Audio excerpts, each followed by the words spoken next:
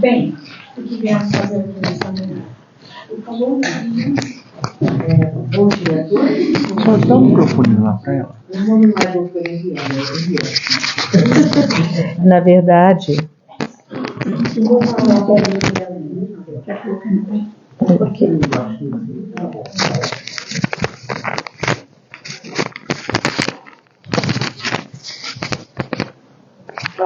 tá bom o som?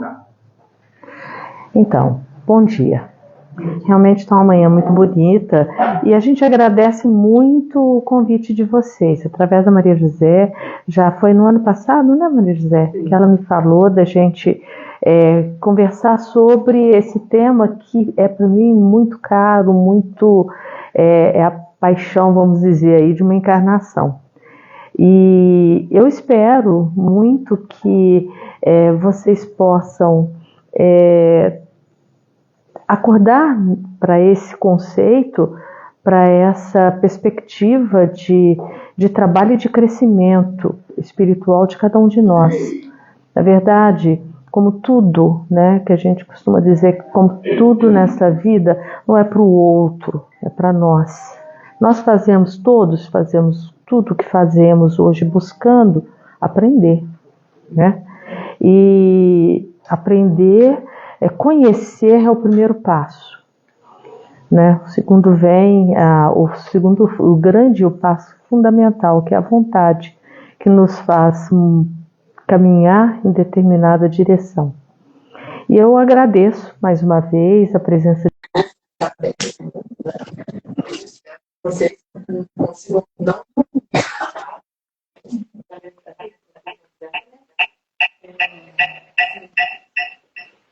Eu só queria falar um pouquinho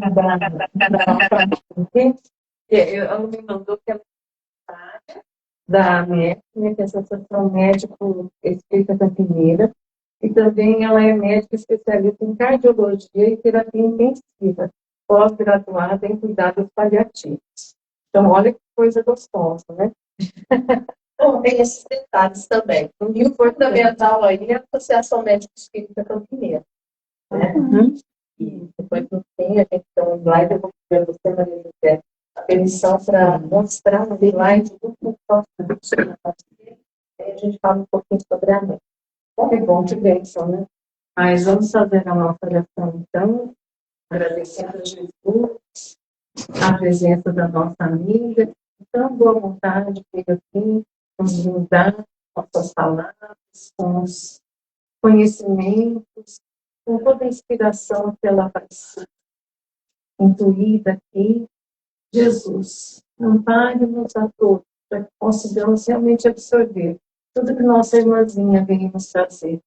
E que possamos nos tornar também, talvez, colaboradores da capelania espírita, e Deus vai tocar o coração daqueles que se acharem na sintonia dessa atividade de plena caridade. Maria de Nazaré, nossa mãezinha, Deus Pai Todo-Poderoso, abençoe nossa irmãzinha, colocando nela todas as inspirações e intuições necessárias. Que assim seja, graças a Deus. Muito obrigada, viu, pela sua presença. Eu vou tomar conta do meu tempo, porque se deixa falar da conta aos 10 minutinhos antes, contando o tempo que você tem de palestra. Olha, 10 minutinhos antes alguém, eu já disse. Obrigada. Então, muito especial o Espírita Maria de Nazaré. Não é por acaso que esse trabalho de capelania hoje vem sendo protegido pela equipe de Maria. Numa comunicação de uma casa espírita, eu não sei, a entidade conversando comigo, como se você vai, por conta de uma parte do trabalho que está sendo iniciado, eu vou mostrar novamente para vocês. Você vai abrir esse trabalho deles, esse trabalho de Maria. Você vai abrir esse trabalho de Maria. Eu estou aqui hoje na Conduta Especial Espírita Maria de Nazaré para falar sobre a capelania.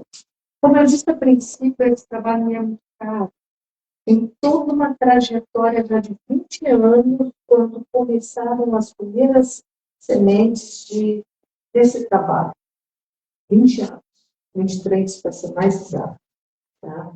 É muito interessante que a gente não entende nada de cara, nada de graça, nada de pressas. Você tem que se construir ao longo da encarnação para acertar uma série de passos para que você realmente possa depois trazer um trabalho e aprender com ele. É muito importante. E a primeira coisa que eu gostaria muito de falar com vocês é que quem faz, aquilo que eu já falei, quem faz um trabalho, não é porque é o rei do conhecimento e tem muito menos da tocada branca, preta, amarela, tudo. Faz porque precisa aprender alguma coisa. Todo o trabalho que nós fazemos é fator de crescimento espiritual. Meu de vocês e qualquer um de nós. E as histórias são muito bonitas quando a gente caminha e a gente chega em um determinado ponto da estrada e olha para trás e fala assim, alguma coisa aconteceu. Por isso que eu falo que isso é muito caro. É muito caro esse trabalho, pelo que ele representa. Bom, o que é capelania? Né? Essa história, capelania, é um termo que surgiu por conta de uma história do quarto século depois de Cristo. Martinho de Tours era um militar que estava prestando serviço numa região da França, se não me engano, cidade de Reims, e uma noite fria, ele fazendo uma ronda, alguma coisa assim, ele encontra um homem idoso, semi-nu e com frio, e ele rasga ao meio a luta dele, entrega metade para esse homem proteger de frio. Na noite seguinte, ele sonha com o Cristo vestido com aquele pedaço de metade do manto dele. Ele se transformou nos exércitos na época que serviam na Gália. E foi criado um templo em sua homenagem, onde essa metade dessa capa, né, a capinha, né, que era a capela, ficava exposta dentro desse templo. Né? Era um oratório, e em pouco tempo aquilo passou a ser chamado de capela, que era o nome da manta que estava à metade, da manta que estava ali em exposição, e as pessoas que começaram a tomar conta, né? Eram designadas para tomar conta daquele templo, começaram a ser chamados de capelão. Por volta do sétimo século depois de Cristo, né? O termo capelão já identificava uma pessoa que era responsável por ajudar pessoas em confinamentos, como agrupamentos de exército, prisões, hospitais. Então, o termo capelania hoje, na verdade, identifica pessoas, são pessoas que oferecem um trabalho de consolo, uma forma de São Martin, né? São Martinho aqueceu, né, aquele outro com frio numa noite fria naquela região. A ideia, né, de ajudar quem precisa é anterior ao cristianismo.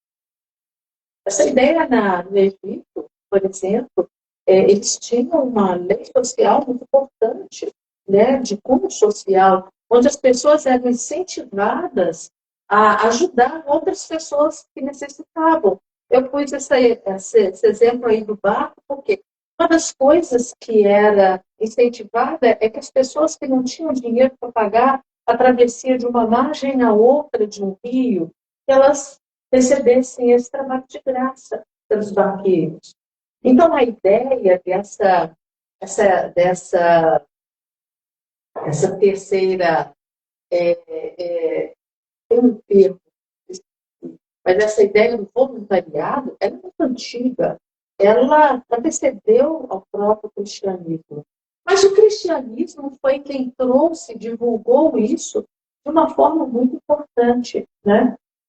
Fabíola, né? Santa Fabíola, né? Uma romana rica, depois de Cristo, ela abriu a sua casa, né? Próximo ao porto, né? Em Roma, para atender pessoas transitando e doentes. Porque naquela época, gente, a gente não via, as pessoas não viajavam, a gente, né? Para todo mundo lá, né? Se bobear, a gente se reconhece, né? Pode pagar a boca, né? Então, as pessoas transitavam a pé de cidades, de outros países, de outras regiões, tá? A coisa não era assim, ninguém pegava uma carruagem ou um cavalo, mesmo, né? E essas pessoas adoeciam no caminho, foram surgindo hospedarias, os hóspices, né? E quem foi assumindo isso foi a igreja, foram os grupamentos religiosos que começaram a assumir essa postura, né, do voluntariado, do terceiro setor, lembrei o nome. O terceiro setor, que é o setor do voluntariado, surgiu aí, tá? Através dessas atitudes caritativas que foram muito impulsionadas pelo cristianismo.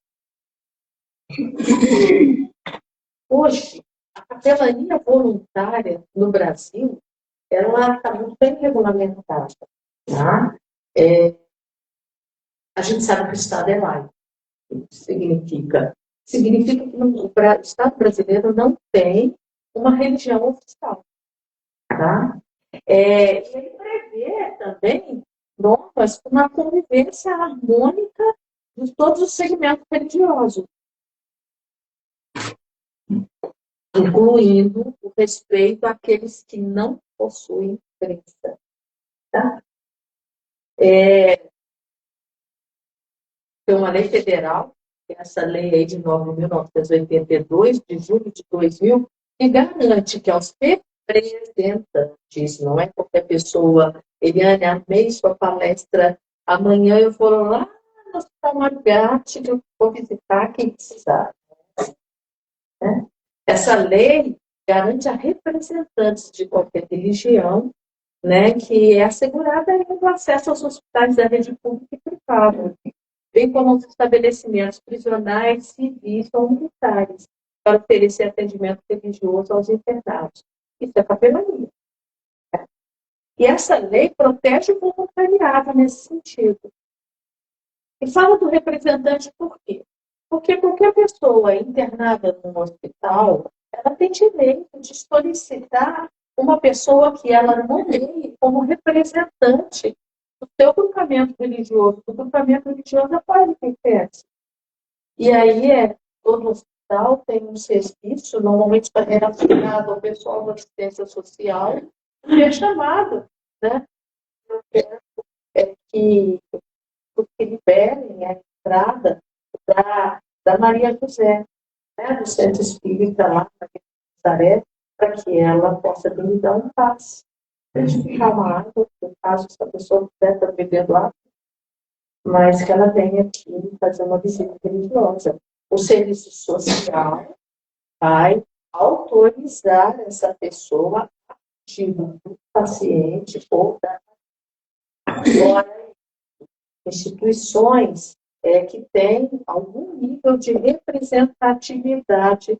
No caso, a AMEC, nós somos a Associação Médica Campineira, o projeto que eu vou dar uma pincelada para vocês aí de capelania espírita. Então, nós tivemos a possibilidade, através desse projeto, junto à Rede Mário Gatti, que não estou lá na frente, eu já estou ajudando, junto à Rede Mário Gatti, criar um serviço estruturado com um desenvolvimento de humanização da Rede Mário Gatti, de atendimento, né, para essa pessoa.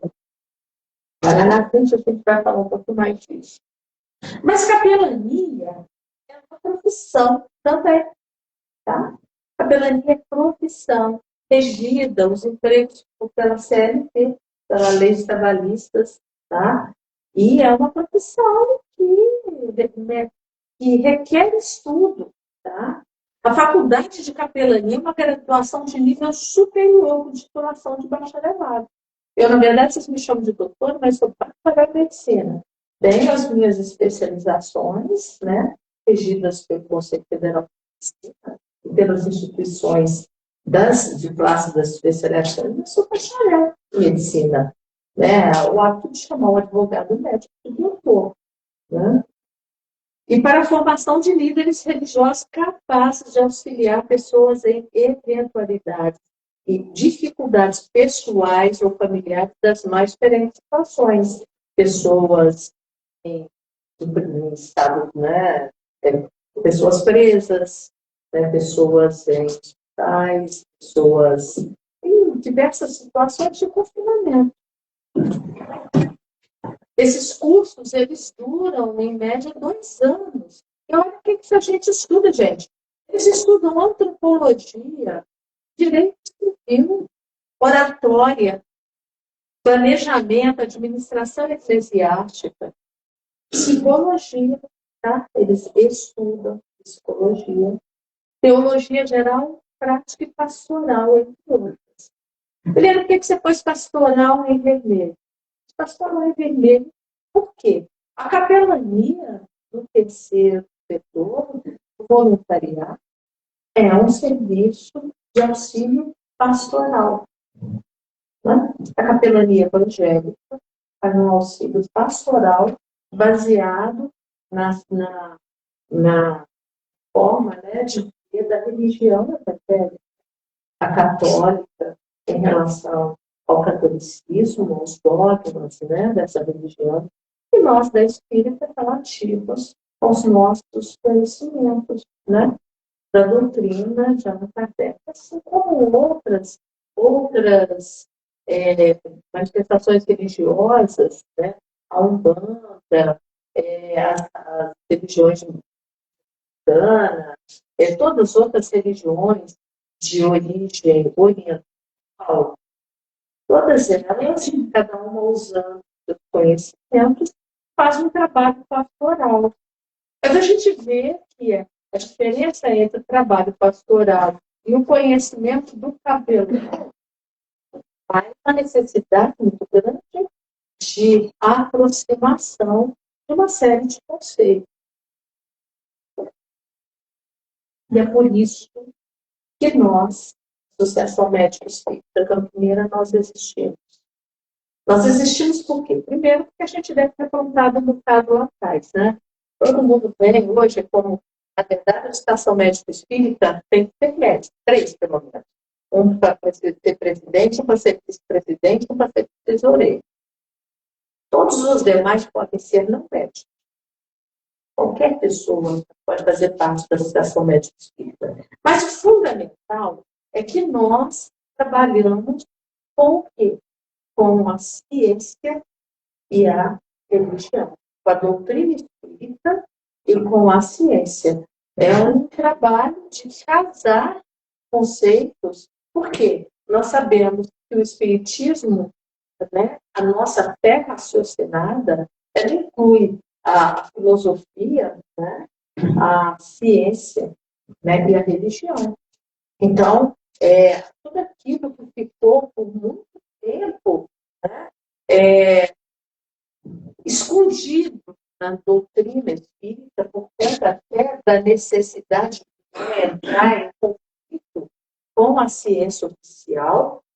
Teve época, gente, eu não sou dessa época não, tá? Aí a gente ouve contar, o pessoal é preso, entendeu? E pessoas que vêm chamar lá, mandando uns negócios da casa deles. O pessoal era chamado na delegacia para explicar que coisa é aquela que que as pessoas estavam fazendo. Então, houve uma necessidade até 1930 e 35, mais ou menos, né, de se, primeiro, espiritismo é uma coisa assim, que no Brasil ele é extremamente fechado. Segundo, depois houve uma reação da ciência oficial quando o espiritismo, quem não conhece as histórias do Chico, cuidado, né? Como ele fez para desbravar todo o conhecimento da doutrina à disposição para que a gente pudesse estar aqui hoje, tranquilamente, num lugar agradável, todos reunidos e estudando. Então, o projeto Capelania Espírita da ANEC começou em 2018, a partir de uma palestra, de um seminário que nós na ANEC fizemos, porque em 2016, quando a gente entrou na MEC, a MEC não era a MEC, era a Unicamp. Não sei se alguém lembra dessa época. A Unicamp era a quarta tentativa de Associação Médica Espírita em Campinas, porque a Associação Médica Espírita ela é muito grande, tem no Brasil inteiro, e a Campineira, né, a nossa, é uma delas. Né? Tem os Estados Unidos, França, Inglaterra, vários países da América do Sul, Portugal, hoje. Mas é a quarta tentativa, nós viemos da Unicamp, e nós, como eu sou paliativista, todo mundo sabe que é cuidados paliativos, como eu sou paliativista, a gente montou um curso para cuidadores de pacientes informais. Não sei se alguém assistiu, foram 2, um em janeiro e um em outubro, onde a gente trouxe gente de várias especialidades, nutricionista, fisioterapeuta, médico e psicólogo, para montar um curso para ensinar pessoas a tratar de pessoas doentes com câncer. Né? E aí o que acontece? A gente, naquela época, a gente chamou uma pessoa para fazer uma palestra sobre o atendimento da dimensão espiritual, que foi o Marcelo Sarati, né, que foi um dos maiores, hoje é um dos maiores pensadores na área de espiritualidade. O Marcelo fez uma palestra, né, e falou sobre capelania. Aí começou aquele negócio. Ué, mas o que é isso? Vamos ver, a AME Brasil tinha, a AME Piracicaba tinha um trabalho forte na época de capelania espírita, já em vários hospitais de Piracicaba, e a AME do Espírito Santo também. São 2 maiores trabalhos da Associação Médica Espírita Brasileira, né, na área de capelania. Aí, como Piracicaba estava mais perto, a gente foi atrás, né, do Alexandre Anépolis, que foi abrir os serviços deles para nós. Fomos lá, fomos conhecer os serviços, foi muito interessante. Aí fomos picados pelo bichinho.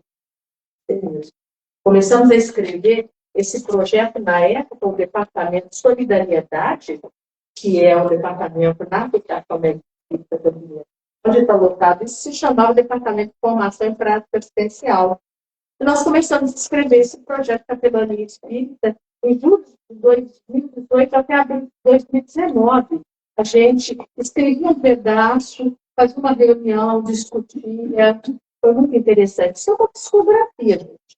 Quando eu lembro da forma que quem escrevia era eu, né? Tentava para escrever cheia de ideias, né? E esse projeto tem a seguinte estrutura. Teve uma primeira fase, que foi um seminário, depois um curso básico para capacitação de visitadores, né? Nós já estamos no 5º ou 6º no visitador hospitalar, né? A segunda fase, que foi implantar a capelania espírita hospitalar, a capelania espírita domiciliar, o apoio logístico espiritual, vou explicar tudo isso. Na época, a gente descreveu tudo isso, está tudo descrito no projeto imenso, tá? Cheio de anexos, tudo bonitinho, como manda a ciência médica, ok? A terceira fase seria a fase da educação continuada, monitoramento e avaliação. Quando a gente escreve, é muito bacana, né? Fica tudo lindo, muito bem feito. Bacana foi ver depois tudo isso sendo implantado ao longo do tempo, sem que a gente tivesse muita ideia de como a coisa ia correr. A gente fazia uma coisa, de repente outra entrava e a gente conseguia implantar alguma fase desse projeto. Primeiro veio Edmar Gatti. Logo que a gente escreveu em 2019, a gente levou lindo lá, né? O Serviço de Humanização da Rede Madrigados, tudo impresso, bonitinho, aquela coisa muito bem feita. Né? E deixamos lá. Ninguém chamou, deixamos na opção do hospital. Aquilo ficou, a gente continuou estudando, fazendo seminário aqui, estruturando. De repente, nós fomos chamados, né, pela Coordenação de Humanização, e eles não só implantaram como deram aquilo tudo e montaram o serviço deles de capelania, porque a rede pública em Campinas não tinha um serviço montado de capelania. Todo hospital tem aquele capelão que é o integrado, que é o capelão, essa pessoa que coordena o grupo evangélico, coordena o grupo católico, coordena o grupo espírita, tinha uma dificuldade danada de entrar. Por quê? É difícil, né? Então, todo hospital tem lá o seu pastor, tem lá o seu padre, né? O seu capelão, que muitas das vezes é um pastor ou um padre, mas espírita, não, nossa, a gente andou atrás para entrar, de repente fomos chamados. Eles não só montaram o espírita para o evangelho católico, como montaram, leram tudo aí, e aí isso foi feito, um projeto que foi apresentado aos grupos gestores, né, da Secretaria de Saúde, e em 2022 nós começamos com uma equipe no Hospital Marigatti, que até hoje está lá, nas segundas-feiras, das 10h. Em 2024, veio a possibilidade de atuar no Marigatti, a gente foi fazendo aqueles cursos que eu falei com vocês, dando curso em Paulínia, a perspectiva de Paulínia montar também alguma coisa, porque tem que ter uma instituição com o CNPJ por trás. Representante, lembra da lei? Então, aquela instituição, o CNPJ, ela monta o seu projeto para lá naquele hospital. Então, nós fomos seguindo, estudamos a lei para isso, para poder entender como íamos fazer. Entrou ao hospital lá em 2024. Olha, tudo que está em preto aí já havia sido colocado. A capelania espírita domiciliar está começando agora.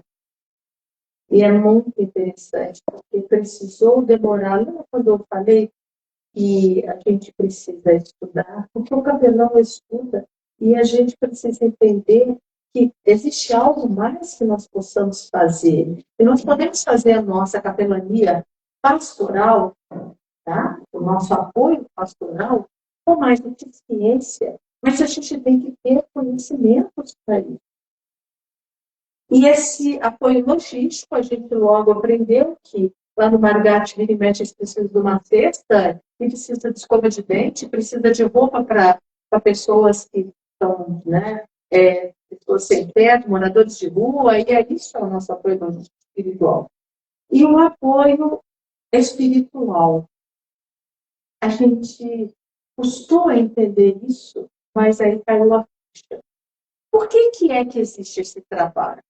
Nós estamos num planeta que está em mudança, num planeta de provas e expiações para um planeta de regeneração.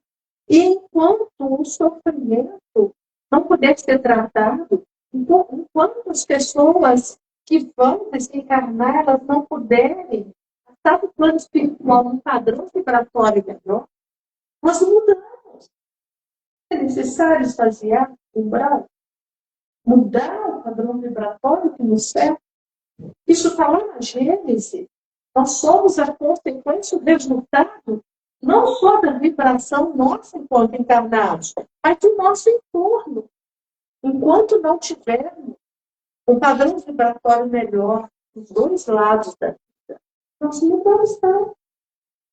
E aí esse apoio logístico espiritual, e aí é onde ele entrou, aquela entidade que veio a ideia, quando a gente faz um trabalho mediúnico, a gente recebe pessoas encarnadas, que acabaram de desencarnar, pessoas que vêm, né, espíritos que vêm 100 anos atrás, presos numa problema grande qualquer, que faz com que ele não consiga sair daquele espaço-tempo, e caiu a ficha de que essas pessoas que estavam desencarnando muitas das vezes e não estavam conseguindo ser atendidos no plano espiritual, pela espiritualidade de luz. Elas saíam do plano físico com um padrão vibratório baixo. André Luiz, um exemplo.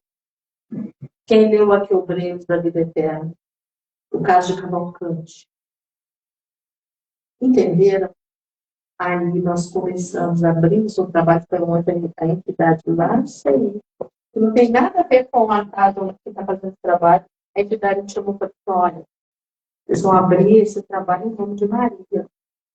Esse trabalho é feito por Maria, porque quem é que não vem trabalhando para retirar essas entidades do estado de sofrimento, das porções, muitas das vezes, do abismo, é a Legião de Maria. Entrou. Já pode ficar prentinho aqui no nosso. Nós já estamos fazendo esse trabalho. É muito. Tem remédio aqui que sabe o que é a mudança do padrão vibratório de uma pessoa, de uma entidade, que de repente ela sai daquilo, você sente aquela energia. É uma coisa assim, que dá vontade, assim, às vezes tem dificuldade de dormir, lembrando daquilo, né? Tentando sentir aquilo de novo, né? É muito bonito. A capelania espírita domiciliar está começando agora. Estamos montando ele de atendimento e montamos todo o curso. Bom, não vou adiantar, não. Mas a educação continuada está acontecendo já. O monitorado também. Então, nós estamos completando esse trabalho. Agora, ajudar o próximo que se encontra em condição de sofrimento é uma atitude fraterna? Eu acho que é. É uma atitude religiosa? Para nós é. Não gostar fraterna e religiosa? É. Essa senhorinha pôs um desenho para me colocar uma pessoa, mas pela corzinha é lilás aí, devia ser rosa, né? Do outro rosa, mas talvez seja uma senhorinha que está aí fazendo quimioterapia por conta de um câncer de mama. Está ali com o seu lencinho, provavelmente por conta da quimioterapia, uma carinha muito boa. Não sei se está dando para vocês ver, mas me pareceu até que ela está troquinha. Pessoas doentes têm seus momentos, até esse momento que também. Né? E sofrimento é uma coisa que as minhas verdades, muitas vezes, não vai resolver o sofrimento do outro. Então, essa pessoa, esse nível de sofrimento, eu vou chegar para você, não pode ter certeza, você não vai morrer. O que vai acontecer é que você vai mudar para o plano espiritual. Nós temos várias encarnações. Então, você está sofrendo agora, mas você devia ficar até feliz. Por quê? Porque você está pagando karma. Né? E começa uma série de coisas que nós chamamos isso de copo, de indutor do copo religioso negativo. Então, eu estou sofrendo porque eu tenho que sofrer, sou miserável.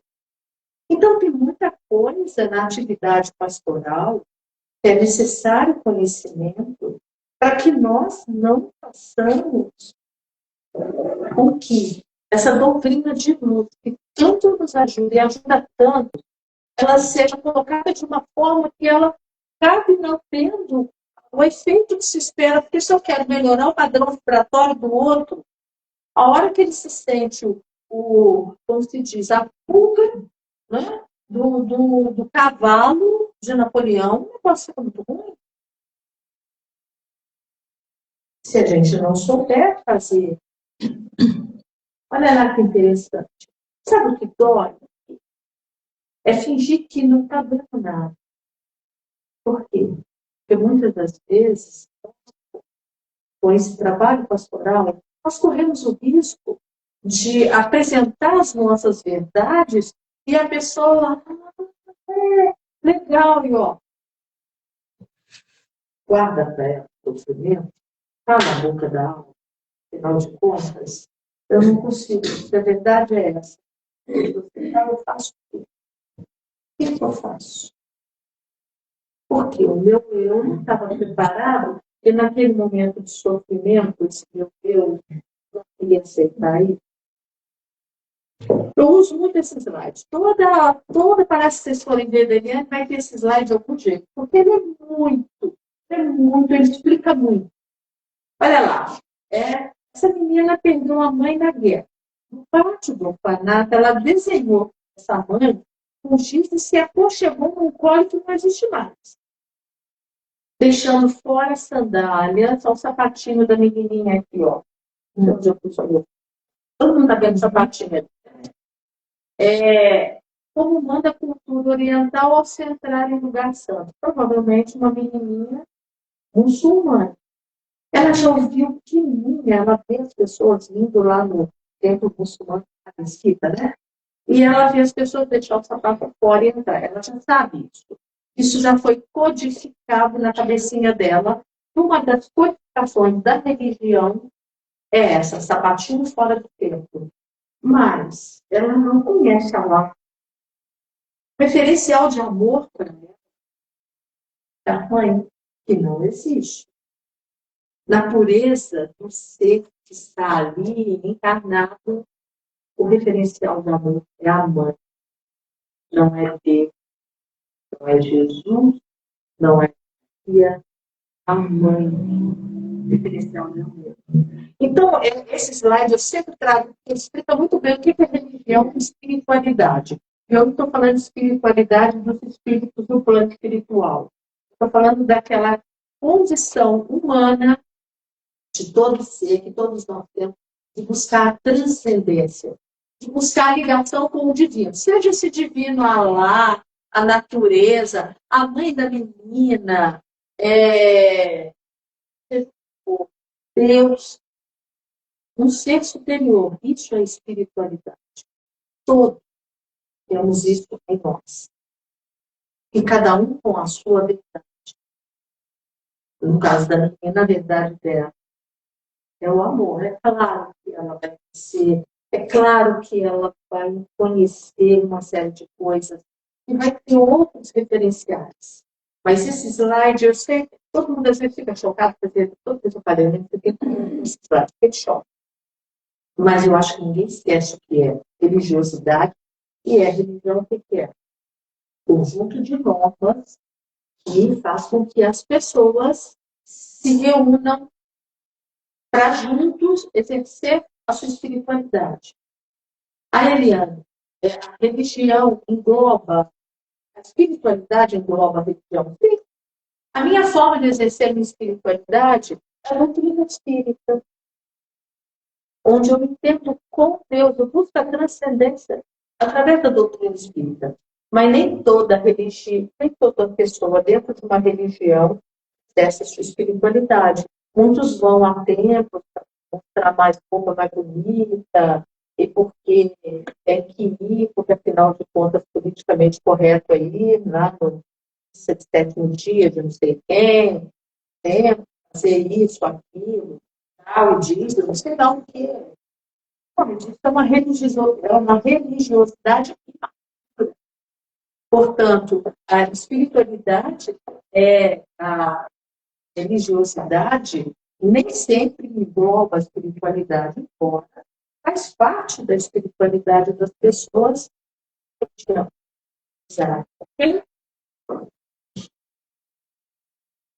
A experiência do paciente da doença. E aqui eu vou falar um pouquinho, tudo que vocês vão ver vai estar relacionado a pessoas no fim da vida, pessoas com câncer, pessoas com doenças potencialmente fatais, em fase ou não de terminalidade.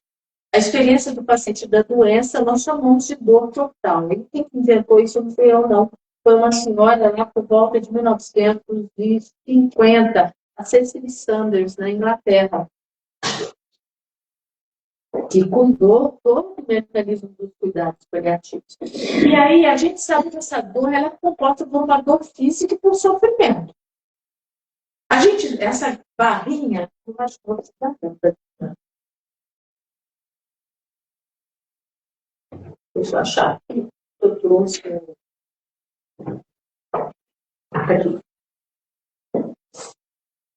Essa barra aqui, ó, a gente separa a parte da dor física, o sofrimento, mas você vê uma outra barra que faz com que parte da dor física é sofrimento. E parte do sofrimento é a dor física. A coisa não é exatamente tipo assim, eu vou te dar um remédio que você toma para a sua dor física, agora sobrou sofrimento. Não. Parte dessa dor física não vai melhorar com o remédio. Por quê? Parte dela é sofrimento. E a gente sabe que essa dor é composta por problemas de ordem social. É o pai de família que vai morrer, que vai desencarnar, vai deixar os filhos que precisam ainda estudar. É físico, que é o remédio, que precisa do remédio. Por quê? Porque está doendo aquela situação do ponto de vista físico, é emocional, né? Com uma série de angústias, né? Em relação ao lado emocional e à dor espiritual. E é essa aqui que a capelania atende. É essa parte do sofrimento que é chamada de dor espiritual. E quais são os componentes dessa dor espiritual? Medo da morte. A pessoa não aceita o diagnóstico, a gente identifica isso. São pessoas que começam a ter pavor para dormir, a pessoa não dorme. Aí o médico começa a ter ele de medicação para dormir, ele começa a ficar até confuso, alucinado, ele não dorme, tem medo de dormir, ele dormindo. Não aceita o diagnóstico, a pessoa não aceita, não quer de jeito nenhum aceitar que é uma realidade. O medo do pós-morte, a pessoa começa a ter sonhos negativos, não dorme, angústia da separação. Culpas diante de Deus. Gente, eu devia ter feito melhor. Eu sou um pecador. Concepções negativas em relação ao sentido da vida. Tem vazio existencial. Então, se eu errei tanto, né? Agora, qual é o negócio? É purgatório, inferno, sei lá, eu não sei. Então, está no umbral, trevas, porque, nossa, eu no vazio existencial não fiz nada. Ninguém lembra. Bom, só fez mal. Concepções negativas quanto à espiritualidade. Projeção de abandono afetiva. Uma série de coisas, dificuldade de transcendência. Aí, vamos rezar juntos. A pessoa não consegue transcender. Ela está num estado, lembra daquele slide? Um estado de desespero que ela não consegue transcender. E não é porque ela é ruim, porque o nome disso é sofrimento. Então, por isso que a gente costuma entender por que as pessoas estudam para ser capelão. Estudam psicologia, estudam uma série de coisas. Por quê? Porque ajudar em si não significa simplesmente fazer o trabalho pastoral, que é fundamental. E eu costumo dizer que esse trabalho pastoral tem que ter apacentado nós mesmos. Nós precisamos entender que precisamos ser melhor também. Porque se a gente achar que nós vamos levar a religião e vamos resolver todos os problemas das pessoas, nossa, não vai resolver. E o nome disso é sofrimento. O que acontece, né? As pessoas vão visitar as outras. Vão na casa, e aí chega lá, às vezes, contra a questão assim, fase do luto, a família passa por essa fase, e o paciente passa pelo luto, pela perda da própria vida, fase da negação, né? Isso é uma bobeira, vai passar logo, viu? Não, esse pulmãozinho aqui, nossa, loguinho. Já vou fazer quimioterapia e tudo. Aí foi um brinco bonito, não. Que todas as pessoas que fazem isso é porque estão em fase de negação. Muitas das vezes a pessoa nega que está doente. Esse é o caso. Claro.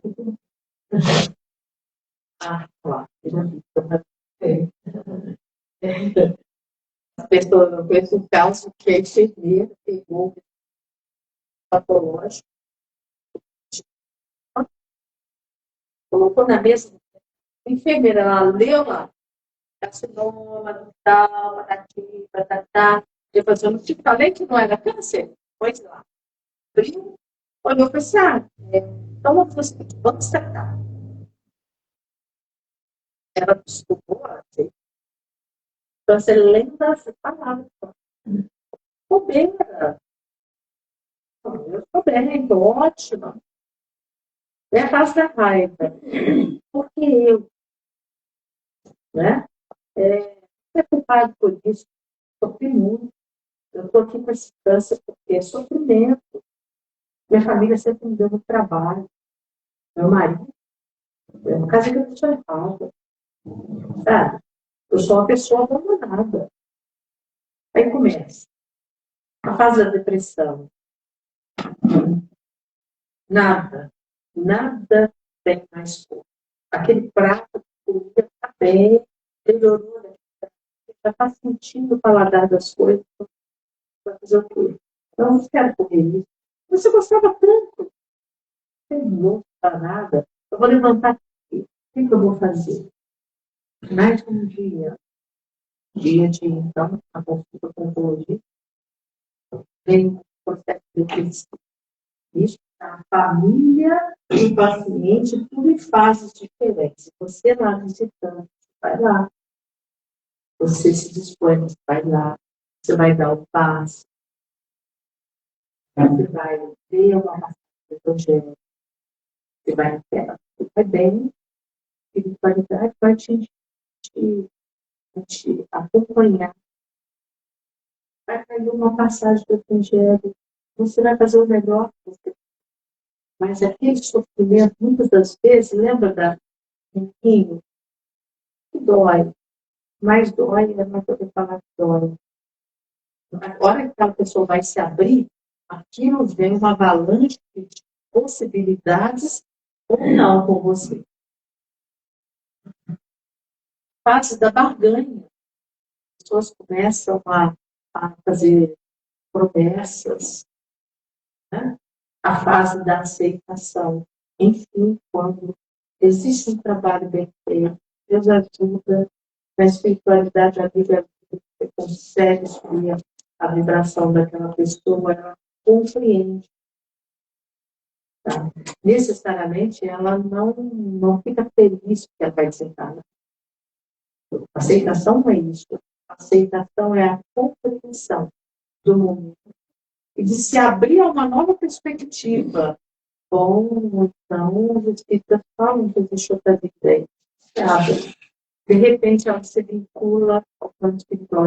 Eu muito isso no TI, eu trabalho no TI.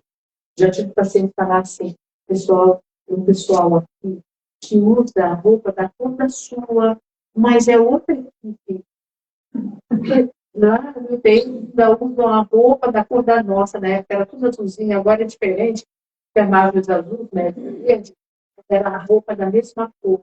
Aí, nesse momento, eles mudam de equipe, entendeu? Isso é aceitação. Aí começa uma coisa interessante. Tive um caso muito bonito de uma jovem, de 29 anos, um tumor de Gutenberg. Ela tinha uma expectativa de vida de 6 meses. Ela durou 2 anos e 9 meses. Até estudar o livro do Deepak Chopra, Cura Quântica, com ela, estudar. Era assim, ela comprou o livro também porque ela queria uma. E a gente via o livro na minha casa, depois quando eu ia lá vê-la, trabalho de cuidados paliativos do médico diário, eu era médica de serviço, coordenadora de serviço, e aí a gente sentava para conversar. Então, uns casos assim, bonitos que eu tive. Quando a gente pensa que foi a religião que resolveu tudo, não foi não. Um outro caso, que era um engenheiro, isso eu vou contar meus casos, não vai dar. Talvez só para contar causa. Pode contar do horário. O caso do engenheiro foi interessante. Eu tinha tido um caso anterior, foi o primeiro, esse 20 anos atrás. Foi um caso muito bonito, de espiritualidade. Eu estava numa sala, trabalhava numa sala de cura, com a entidade incorporada, de repente, a entidade me chamou assim, irmã Guiane, vai lá atender vai lá atender uma fulana de tal. Aí a minha Guiane teve que passar a mão na parede de pressão de estetoscópio, né? As que tem pega os negócios, arranjava uma salinha para a Guiane. Lá, eu não fazia cuidado paliativo, estudar cuidado paliativo por causa desse caso. Eu fui para a Argentina fazer uma pós-graduação. Porque, como médica, o seu trabalho é fazer o que bem feito, não é de orelha. Você tem que ir lá fazer o curso tudo bonitinho, para que você sabe o que você está fazendo, você vai fazer. E eu, em pânico, porque eu olhei o que ele tomava, morfinha, a quantidade de analgésico, eu estava trabalhando com ele, quando eu olhei aqui, assim, eu vou mexer o peito. E ele urrava. Eu tinha um menino desses corajezinhos que coloca debaixo da língua, e a minha família, todo mundo tem muita cólica renal, e eu vivia com isso na bolsa. Eu nunca tive uma cólica renal. Mas eu estava cansada de viver, estava com dor, já dava comprimido. E aí eu coloquei um debaixo da língua e ele melhorou. Passou, foi para casa, passou uma hora, eu antes de ter ligado para lá, eu estava aqui em casa, vai e anda lá, toda pessoa. Bom, resumindo, criou-se uma grande amizade, eu acompanhei essa pessoa até o desencarne. Quando estava próximo do desencarne, foi interessante, ele começou a desenvolver a mediunidade dele, eu desdobrava com ele. Ele chamava isso de festa no apê. Ele falava, ele queria saber a hora, que hora que foi. E aí eu marcava a hora, a gente tinha, eu estava na Anguera, quando estava festa no apê, eu olhava no relógio do carro para saber que chegava lá e ele queria saber a hora. Ele ficava cansado. Ele queria conhecer o mundo espiritual, e para isso, meu conhecimento foi excelente.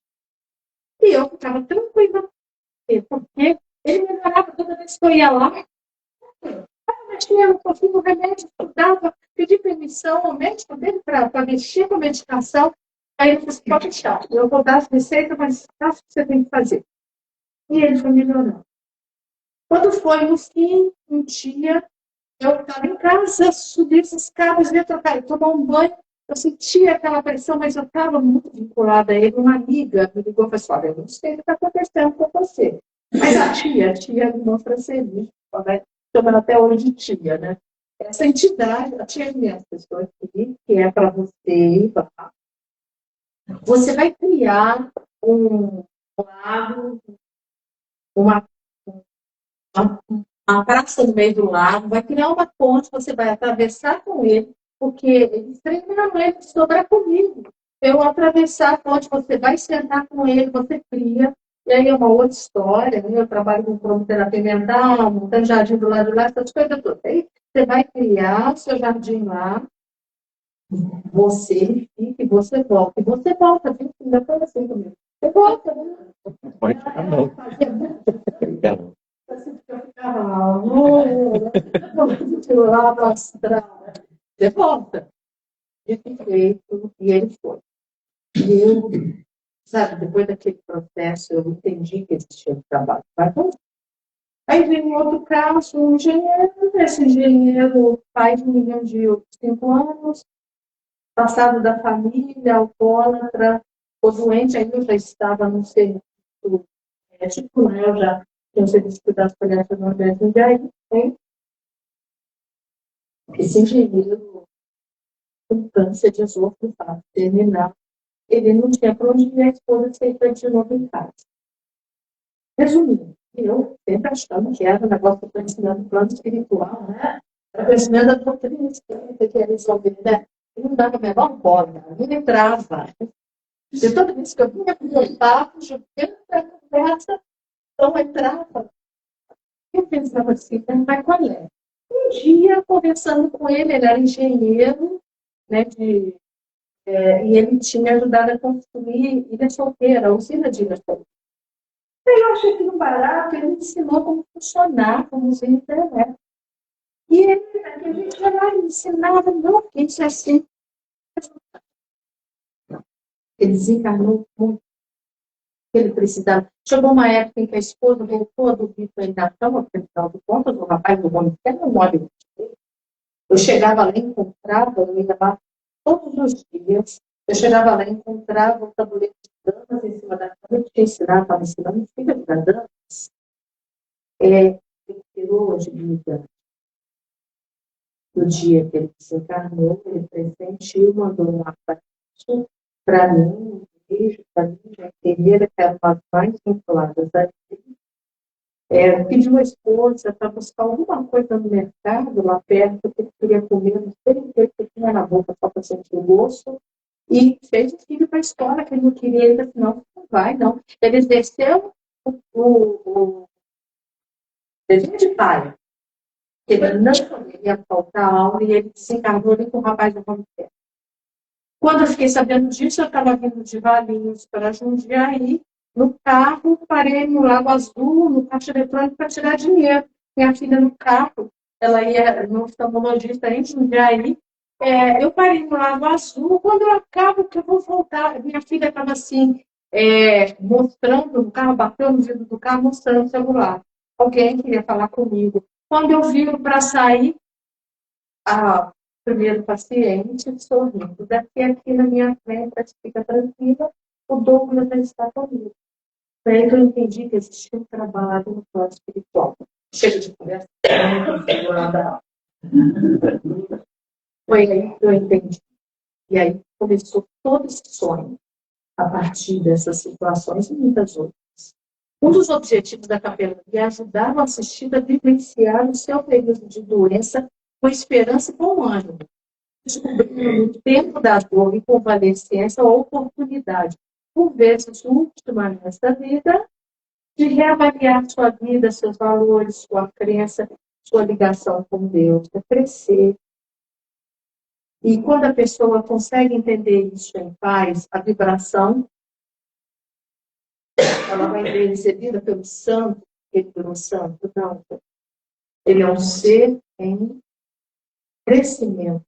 Outras encarnações serão outros desafios, outras necessidades, mas ele consegue caminhar sem os estágios nas porções mais sombrias, né, no astral. O processo de contenção do sofrimento, o que é a contenção do sofrimento? É um trabalho que compete a nós que vamos fazer capelania. Se refere à capacidade emocional e psicológica de sustentar sentimentos conflitantes, que é o que a gente encontra. E fortes, os quais são despertados em si mesmo, porque todas as vezes que você encontra um problema, você se coloca frente a esse problema. Isso tem a ver com que todos nós respondemos ao que a gente encontra. Inconscientemente, né? Por outros, tem que ocorrer a transferência, ocorre a transferência. Uma das coisas mais comuns é na hora que a barra pesa, a gente reza o Pai Nosso e faz o Pai Senhor. E aí a gente faz o que o menino fez. A pior coisa que tem é dizer que está tudo bem, sem está tudo bem. A gente fecha a boca daquele sofrimento. Ou se ofereça certezas todas. Fica calmo, vai ficar tudo bem. Uma certeza tola. A pessoa não está se sentindo bem. Não é assim. A gente sabe que lá no fim a coisa vai ficar bem. Um dia. Mas nesse momento, não é assim que a gente tira ninguém do sofrimento. A cura vem do mais profundo do interior da própria psique, daquela pessoa doente. Enquanto essa pessoa, você não conseguir acessar essa porção interior sem você ficar correndo disso, ou batendo de frente com as suas certezas, colocando a sua verdade no sofrimento do outro que está sofrendo. Enquanto a gente não aprender a fazer isso, a espiritualidade faz o que pode, nos ajuda. Mas a gente podia fazer melhor. Ajudar alguém que sofre significa criar as condições que facilitem esse processo de cura interior. E é por isso que agora está toda aquela parte vermelha do nosso projeto para aqui. Já vai ser o segundo programa, o segundo para visitadores, eu não coloco capelão, já que capelania é uma profissão, é um visitador voluntário, tá? É o segundo curso e o projeto, porque hoje o projeto Capelania MEC se chama Programa Capelania MEC, que nós já estamos andando.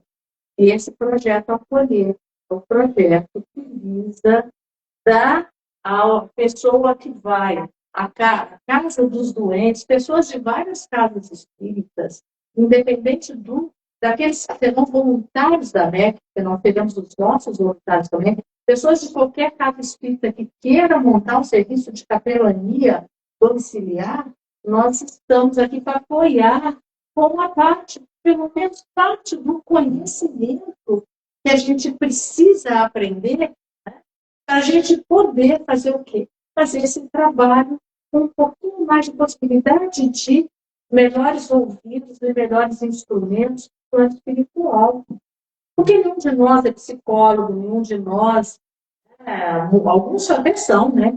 Mas nenhum de nós aqui vai fazer um curso de psicologia, vai fazer um curso de uma série de coisas, de oratória, tudo aquilo do capelania, mas nós podemos ser ouvidos melhores no plano espiritual, terceiros instrumentos melhores. E é esse o objetivo, tá? Nesse curso, a gente utiliza, inclusive, técnicas que foram criadas pelo Carl Levitt, que é um teólogo bioeticista holandês da Universidade de Utrecht. E o interessante é que na Holanda, que é o lugar onde tem eutanásia, é o lugar onde isso está mais forte. Está entrando no Brasil agora, que são formas de, não sendo psicólogos, sendo simplesmente pessoas bem interessadas e bem interessadas em ajudar, nós podemos compreender coisas importantes para que a gente possa conversar com pessoas em sofrimento, né? Que é um trabalho chamado Espaço Interior, é uma das aulas que a gente tem aqui, Diálogo com a Dor no Espaço Interior. Nesse curso, a gente analisa o que seria um atendimento correto Cavalcante, de Obreiros da Vida Eterna. A história é lá. A gente atende Cavalcante, para entender o que aconteceu naquele relato de Cavalcante. A gente mostra umas técnicas, que foi desenvolvida por uma psicóloga espírita, Ana Catarina Elias. Essa técnica foi a tese de mestrado, doutorado, pós-doutorado, e no mundo inteiro hoje eles usam essa técnica, que é uma técnica de tratamento com imagens mentais, elementos da espiritualidade, que mostra essa técnica. Tá? Nós vamos fazer isso. Não, existe um curso só para isso. Tá? E não é uma coisa tão simples. A gente mostra que isso existe. E no final das contas, quando eu monto meus jardins lá, eu estou fazendo isso. Então, eu resolvi colocar, embora a gente não tenha o curso, mas a gente dá aula sobre isso. E uma série de outras aulas aí, inclusive sobre o passe, né? Espírita e evangelicoterapia, no contexto de sofrimento espiritual, é muito interessante. Existem formas de aplicar o passe que vão determinar uma melhor efetividade. Tá? Isso, gente, nada mais é do que nos transformar em pessoas ouvintes. Tá? Esse trabalho não é desenvolvido só para ser voluntário da MEC, não. Mas nós teremos nossa equipe voluntária. E já, quando eu falei que entrou o trabalho espiritual, já entrou, e já entrou também a educação continuada e o acompanhamento das equipes que a gente faz aos domingos, as pessoas que fazem o curso das diversas casas, tem uma psicóloga que acompanha com a gente, e a gente ajuda e dá suporte para qualquer atendente, né, de capelania domiciliar de qualquer casa que queira fazer parte do grupo para poder discutir as experiências e ir aprendendo mais, que é isso que nós chamamos de educação continuada.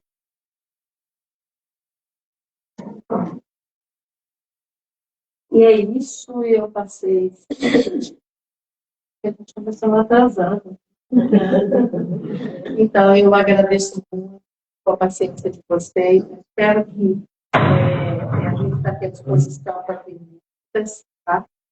E eu espero que possa ter trazido para vocês um pouquinho da emoção, né, que a gente sente nesse trabalho e da gratidão que a gente tem no plano espiritual, né, eu lembro.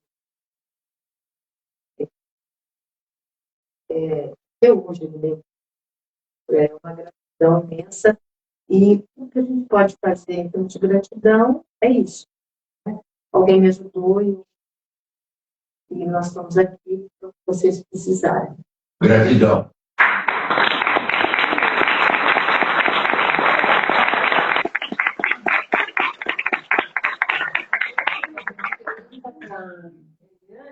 Estou à disposição. Não é uma pergunta, mas tinha um comentário.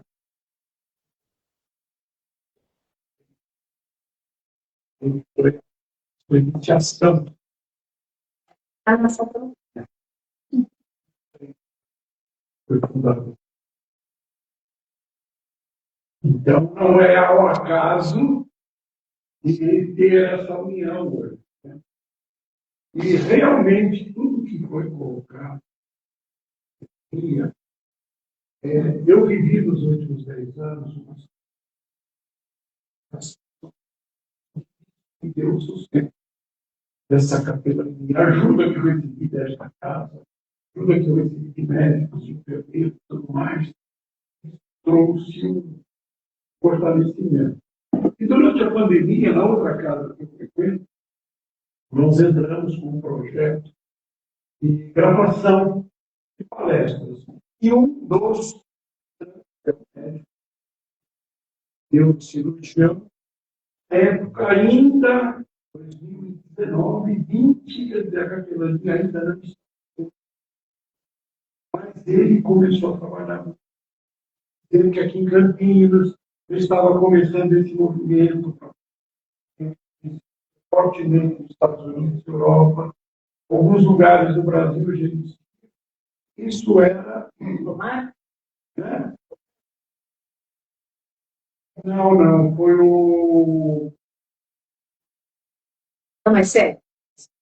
Eu não lembro, não, eu vou lembrar. Ele falando muito disso, né?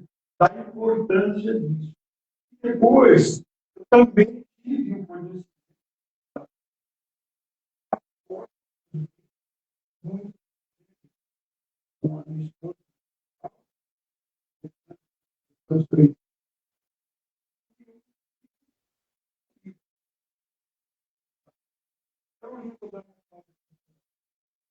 Ali eu vi realmente que era pela minha.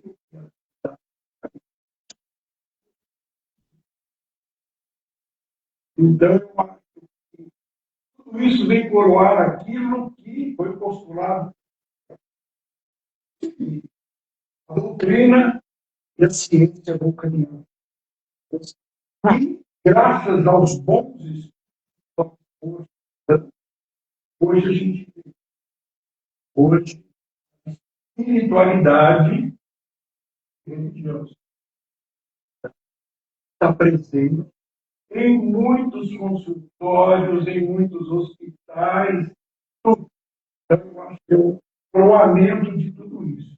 Então, é maravilhoso a gente tomar conhecimento e ver o quanto isso está evoluindo. Eu trabalho nessa casa, mas antes da sua fundação, e no começo a gente, né, vamos fazer uma visita em equipe aqui antigamente, tem essa conotação da paz, fazer tudo.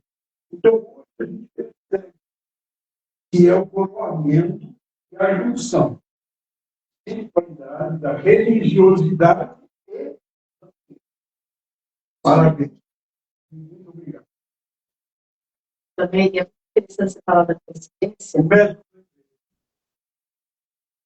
porque o doutor Romário foi, ele era da América, 16 anos do Romário, ele desencarnou, e o Romário tinha que montar um serviço de capelania, a gente tinha que montar um atendimento domiciliar, e quando o Romário desencarnou, bom, isso aí.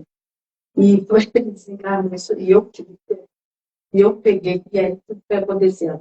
Ah, em coincidência, ontem eu fui numa palestra no Centro em Vinhedo, no Batuíra.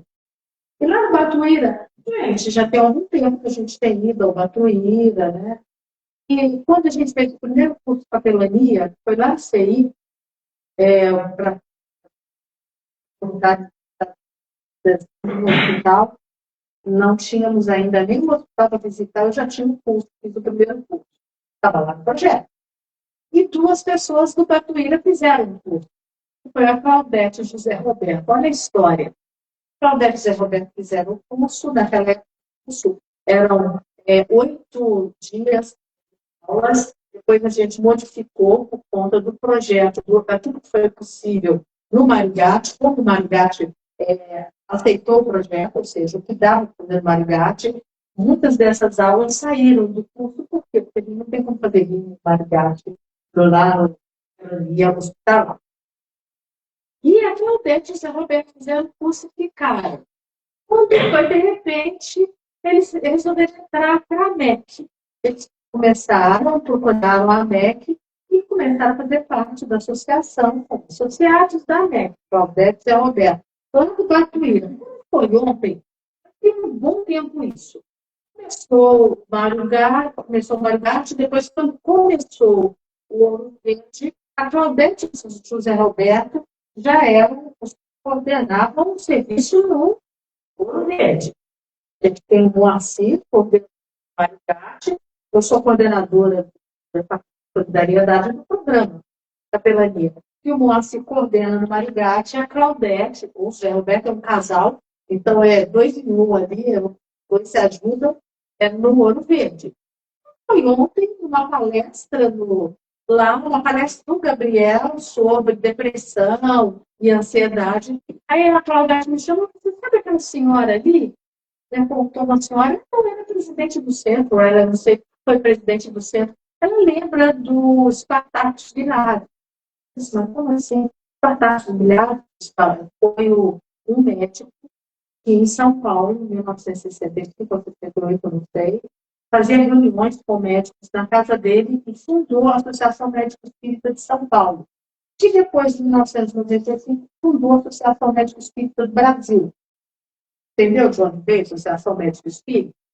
Foi porque o Spartacus de Lattes, aquela pessoa ali, resolveu juntar médicos e estudar e fazer uma associação. Então, ele começou um negócio que começou por São Paulo, que depois criou a do Brasil, criou várias outras, inclusive nós outros aqui, e nos Estados Unidos, e Portugal, e foi embora. Não, mas foi ele que fundou o Batuíra.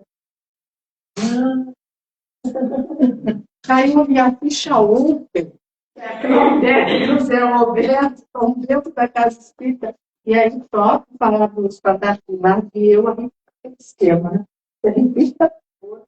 Aquela presença, aquela coisa que eu não sei.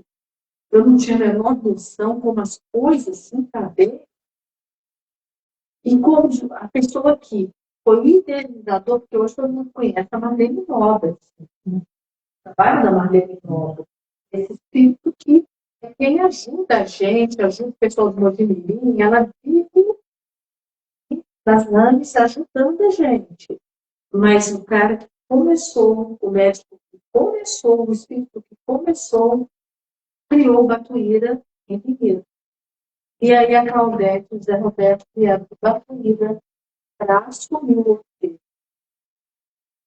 A gente fica feliz, né? Eu queria falar também. Você trabalha muito bonito, já está aceitando as inscrições lá no... Já está aceitando, sim. Eu, inclusive, essa semana vou sentar para poder já pegar as inscrições. E nós, esse ano mesmo, vamos fazer, não só esse, como vamos fazer o terceiro também, que já está em outra casa. Só que na outra casa vai ser 2 sábados da tarde. Então, então, esse é o segundo, que é lá na região, um dia só, e lá na região boa, tem muitos restaurantes ali perto, dá para fazer um dia só. Então, vai de manhã, depois ela pode tomar um lanche ali, ou ela pode almoçar, fica mais fácil. E a coisa, graças a Deus, vai indo, e se Deus quiser, vai em frente. Gente, por favor, Pode fazer inscrição sim. Se eu demorar um pouquinho a responder, mas eu sempre respondo, tá? Eu coloco o nome de vocês. Fala, oi? Quer saber, você estudar pela profissão sua? Não. A minha profissão, ela foi estudada com sofrimento. Então, existem muitas formas de você lidar com o sofrimento. Uma delas é você diminuir seu nível de criatividade. Isso daí é uma história longa. Eu tenho 44 anos de profissão. Me formei em 1984, mas eu já fazia terapia intensiva, UTI, antes de formar, 3 anos antes de formar, como era dentro das faculdades federais no passado. Tá? Então, sim, foi por conta da minha profissão, porque a gente entra em contato com o sofrimento, cada um faz do seu jeito. Todas as formas levam, né, todos os barcos vão levar para o mesmo ponto. Outro mundo vai evoluir. Mas a capelania é uma forma de eu entender como resolver. No caso daquele paciente, foi interessante porque eu entrei em contato com algo que eu, como médica, eu não estava totalmente preparada para fazer, que era controlar. Na minha cabeça, eu tinha que acertar a medicação dele. Mas entender, não. Porque o que eu menos fiz foi mexer com a medicação. Entendeu? Depois é aquilo que eu falei, você fazer cuidados paliativos. Por quê? Porque é uma responsabilidade do profissional conhecer. A gente precisa conhecer. Como médico, eu preciso conhecer o que a ciência tem de melhor para poder ajudar essas pessoas do ponto de vista físico. Mas eu tive a grata satisfação de aprender que existe outro jeito. Isso que eu falo. Eu estou, como se diz, estou melhor, maior, beneficiada. Depois desse curso, como que é a sequência do voluntário da gente? Esse curso é feito para ajudar pessoas qualquer casa, inclusive tem gente de outras cidades fazendo. Só em Araras, o primeiro curso foi virtual. O pessoal de Araras fez, gente do Rio de Janeiro. E agora tem, inclusive, o pessoal de Belo Horizonte que quer fazer, só que lá na Legião, vamos fazer formato misto, igual e presencial. Mas eu vou poder fazer isso gratuito, o pessoal de Belo Horizonte fazer. Mas o objetivo aí é que quem quiser casa, nós temos um serviço, vamos montar um serviço. Vocês vão montar do jeito de vocês, fazer do jeito de vocês. Esse curso é um curso que dá ferramentas, instrumentos. Nós temos na nossa educação continuada aos domingos, das 8, das 19 às 20 horas, tá? Uma reunião virtual pelo Google Meet, onde a gente reúne os que fizeram o curso e que querem participar, trazendo algum caso, discutir alguma coisa. E, ao mesmo tempo, a psicóloga Márcia Pontara está ali com a gente, que ela é uma forma, inclusive, ajudar quem, né, cuidar de quem cuida também. É um jeito de dar um suporte psicológico para as pessoas que estão entrando em contato com determinados sofrimentos. Nesse momento, a gente tem feito essas reuniões porque a AMEC ainda não constituiu equipe da AMEC fazer, e as outras pessoas que estão vindo são pessoas que estão interessadas nas suas casas em fazer, independente da AMEC, mas elas ainda não estão em campo. A gente continua com essa programação, a gente discute casos como de Cavalcante, alguns casos que eu trago para discussão, até que existam os casos e as demandas dos atendentes, ou daquelas pessoas que participam do atendimento de pacientes em domicílio. Obrigada. E a capelania tem somente quem tem assim, um prazo de vida determinado? Não. Eu diria até que, se você parar para pensar, o sofrimento faz parte da nossa condição de evoluir, né? A nossa infância espiritual. Assim que nós transformamos, cada um de nós tem o seu sofrimento. É por isso que quando você entra em contato com o outro, você tem uma resposta, você reconhece. Mas isso não depende. Agora, esse trabalho ele é feito para instrumentalizar pessoas de atendimento, outros, e principalmente aqueles que trazem maior, eu vou chamar de prejuízo espiritual para aquele que pode desencarnar, pode estar prestes a desencarnar. Se você parar para pensar, uma pessoa que tem câncer hoje, que vai ser curada, independente de ela estar em tratamento, e de repente esse câncer vai ter cura. Bom, mas essa pessoa está sofrendo. E dentro do padrão vibratório ruim, talvez muita coisa podia ser mais simples e não é. Então, esse acolhimento se diz respeito apenas à terminalidade, mas diz muito respeito àquelas pessoas que estão em cuidados paliativos, ou seja, que elas estão em vigilância. Cuidados paliativos não é só a pessoa que vai desencarnar, mas a qualquer um que tem uma patologia potencialmente fatal e que vive essa fase de trabalhar, né, o seu lado físico, espiritual, dentro de um período de doença grave. E pode ser tá bom? Existe algum livro? Existem livros sobre cuidados paliativos, existem livros sobre da Associação Médica do Brasil, sobre capelania espírita. Tá? Não exatamente sobre isso que vocês estão vendo aí, esses livros aí. Existe um livro do Michael Turner, que é um paliativista da Universidade de Oxford, na Inglaterra. Existe um livro do Carlos Leggett. Numa dessas aulas eu mostro esse livro, que ensina essas técnicas de abordagem da existem livros, né, da Esperança, que é uma teóloga que faz um trabalho nos cursos do Leite na Holanda. Existem muitos. Agora, isso é um caminho amplo. É como assim, você tem do branco ao preto, vários tons de cinza, você tem muitas vertentes. Exatamente o que é isso? A capelania pastoral, tem livros no Brasil, tem livros de teólogos, a capelania baseada nesse, né, espaço anterior, tem livros de vários autores. Então, isso é um negócio muito bom. Mas a gente pode, depois a gente podia arranjar um jeito, eu passar alguma coisa assim, talvez com a Maria José aí, de algumas obras. Como vai ser abordada essa bibliografia? Tá? O curso aborda essa bibliografia mesmo porque ele é baseado nessa bibliografia.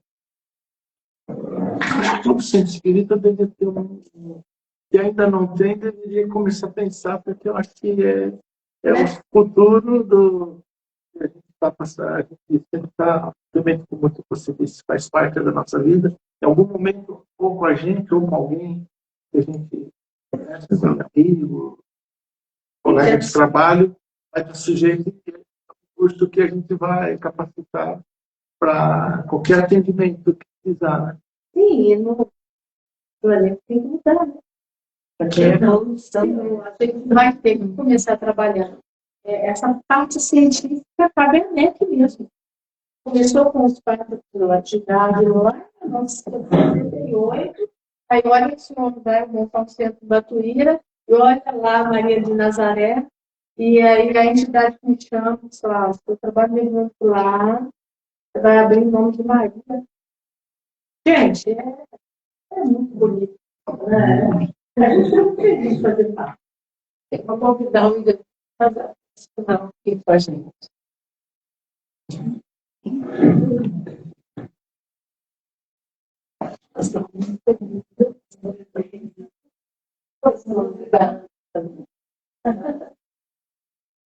Vamos agradecer, já que não estamos sozinhos, espíritos que nos assistem sempre que chegamos a essa casa. Vamos agradecer a essa oportunidade de aprendizado, conhecimento, que nos abençoa, que nos protege, pois aqui estamos para aprendermos, para crescermos e principalmente para. E que nessa jornada maravilhosa chamada vida, nunca nos falte a vontade de aprender, mas principalmente distribuir tudo aquilo que aprender. E que Jesus, o divino pastor de nossas almas, no comando desta nave chamada Terra, nos guie e proteja hoje e amanhã, e que a sua paz permaneça.